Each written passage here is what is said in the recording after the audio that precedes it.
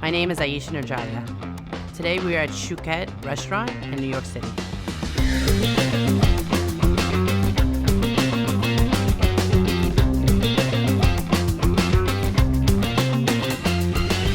Shukette is a Middle Eastern restaurant. We're in Chelsea. We really are inspired by old traditions in food, but really bringing kind of like a nuance to them through my lens of what I love to eat. I think Shukette is very unusual because the physical setup. It's like dinner and a show. So there's no behind the scenes. You get to see everything. We're grilling, making breads to order.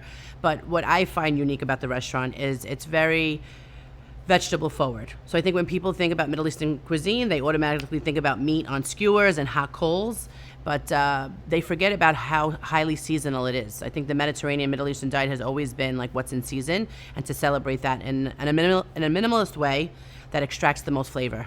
I think I'm very driven by the green market and what I see that's in season. Sometimes it's a dish that lasts on the menu for 6 weeks, and sometimes it's one day. So if I see persimmons, which is a fruit that I happen to love that's in season right now, I think about how could I really accentuate this fruit without really gussing it up too much. So I think my approach is always bold flavors, vibrant. I think people always eat with their eyes. I know I do. And really extracting the max amount of flavors and kind of think about flavor combinations that complement one another. Cooking has evolved, and we always thought about the meat being kind of the center, or protein, if you will. But I try to use what vegetables that I can and try to highlight them as the main thing. So sometimes, yes, you need to pickle something or slow cooking it for a long time. The Middle Eastern Mediterranean cuisine, like summer vegetables, is really at its peak when you're thinking of it, right? You think about eggplant and tomatoes, those herbs like basil. So what we try to do is pickle some eggplant. We definitely, during pepper season, all types of chilies, ones that are hot and ones that aren't, we definitely pickle those. And then throughout the winter, we're able to see these glimpses of brightness. We can tomatoes, and then sometimes use them in the winter months to kind of halve them and spice them, sometimes in like a shakshuka spice, and slow roast them in the oven, so that we're able to take our favorite vegetables but still celebrate them in the winter. But if we're not doing that, I really try to do my best to showcase the things that are in winter, like Brussels sprouts. I don't know about you, but I'm over Brussels sprouts. So I try to think of a way they're not to just fry them or not roast them, but apply different types of cooking techniques that could really make them shine. I think my advice is to taste, to learn, to continually push themselves to taste different flavors and combinations of flavors in order to get themselves to a point where they feel comfortable cooking it. And I think that comes from a lot of trial and error. Like parsnip, such a humble vegetable. How do you get the sweetness out of parsnip? What applications of cooking and spices or techniques that you can use to really make it a star? I think people are always concerned with the diet. I think it's always at the forefront of what they're eating, whether it's allergy-based or based on basically their cognitive things or what's important to them, whether it's the environment or plant-based or eating less meat. So when I thought of the concept of Shukette, I really wanted it to be a neighborhood restaurant. And I wanted it to be a place where someone can come here as a solo diner and eat something simple. Maybe it's just a piece, one of our breads with the dips, or maybe it's just a vegetable and not a protein, or maybe just a protein.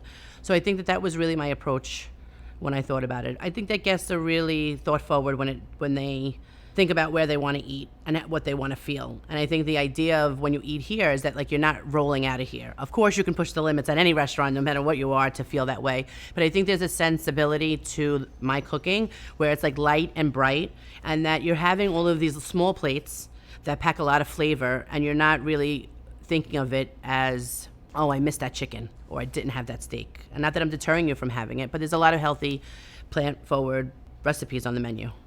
What has me very excited about cooking now is kind of like looking back at where I was to where I am. And I think when you're first learning about cooking, it's all about the technique. And it's all about looking at old world style cooking, like French cuisine or even Italian cuisine, and how the layering of flavors go. And I think as the restaurant evolves, sometimes we don't have the time or people that have the technique. And of course, we're constantly pushing people to learn. But when you don't, you have to think of like quick cooking methods. So maybe relying more on like sauteing or more on the raw end of things so that you could extract flavor without it being such a huge process. So I'm kind of excited to see the evolution of that. I look back at some of the dishes that I've done like 10 years ago, and although I have fond memories of it, it's kind of nice to have seen like how, that evolution that I have made as a chef. Definitely in the vegetable field, I think about like how when I thought about the menus for Shuk and Shukette, it was never my intention to make them very vegetable focused. I think it was just the cuisine kind of lends itself to that, and things that I was able to get my hands on from local farmers that really inspire me. I hope to really continue on this path because I'm really excited by it. I think the beauty about Shukette is I always say it's like a dinner and a show. So I love that element of it. I love talking to people. I love also listening to people and what they have to say about the food. I don't want to say that it sways the way that I cook, but it's definitely food for thought. My advice to young chefs and cooks starting out now is to really invest. You know, a lot of times you go to a restaurant that you think you love and you go and trail and you go there for one time and you're like, oh my God, I love this place. There's a lot that involves people to stay at restaurants these days. And I think the one thing that you should really look at is connection. Connection to the cuisine, connection to the food, connection to the culture in the kitchen. It's not, I always say that it's not the chef you work for or the restaurant you work for, it's the chef that you want to be. So even though years later, maybe that my goals and things that I feel that are accolades or accomplishments have changed, I always feel that the choices that I made as a young chef or young cook and the restaurants that I chose was always because I had a connection to the cuisine and the technique and what I thought that I was going to learn from there. I think that to me, progression and change kind of go synonymous, and a lot of the times that brings conflict. Conflict in kind of way what you knew and where you can push yourself. I believe like being a chef is an artistry.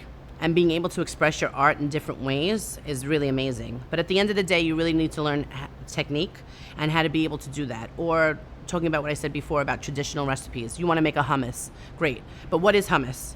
How do you make hummus? You know, how are you sourcing your chickpeas? And things like that are really important. So I feel like progression is change, but it also means growth. Ingredients that I'm loving cooking with now. I'm just trying to think of, this is like my worst season. You know, when summer's over, I just like kind of want to cry.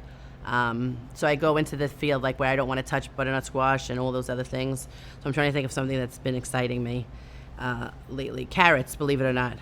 I fell out of love with carrots a long time ago. I think it was just one of those ingredients that's not only a workhorse, but everybody does carrots. But the truth is that carrots just lend such beautiful texture and flavor in all different cooking applications. Roasting them really brings out the sweetness. Sometimes if they're shaved or raw, they bring crunchiness. So I've had like a little bit of a love affair with carrots lately. We made a carrot harissa. So we made a spicy sauce, and I was like, what can we put in it to kind of tamper the heat? So we roasted carrots and kind of pureed it together, and it's making, it's the sauce that cauliflower is like resting on right now, with pickled currants and cilantro and garlic. I can't live without garlic. So I would say, yeah, it's kind of nice to be fond of carrots. When you have chefs and cooks that work with you for a long time, carrots and celery are like the two things, and bell peppers that I'm always like, nope. So I kind of refrain from, but I've fallen in love with carrots again. You know, I think we all talk about the workforce and how difficult it is to find cooks. And I think the challenge is to try, when I was a cook, there was no challenge. You came into a restaurant, you learned from like being in school or reading about being a chef that you had to be dedicated, that you had to learn, and it was like everything was a yes chef. So I think it hasn't been challenging, but going back to like progress, just kind of changing who I was and understanding that there's more teaching involved sometimes. And just because you say it has to be done this way, people want explanations for those things. So I think being a great chef is all about being a master and a student simultaneously. I think that's kind of been fun to see.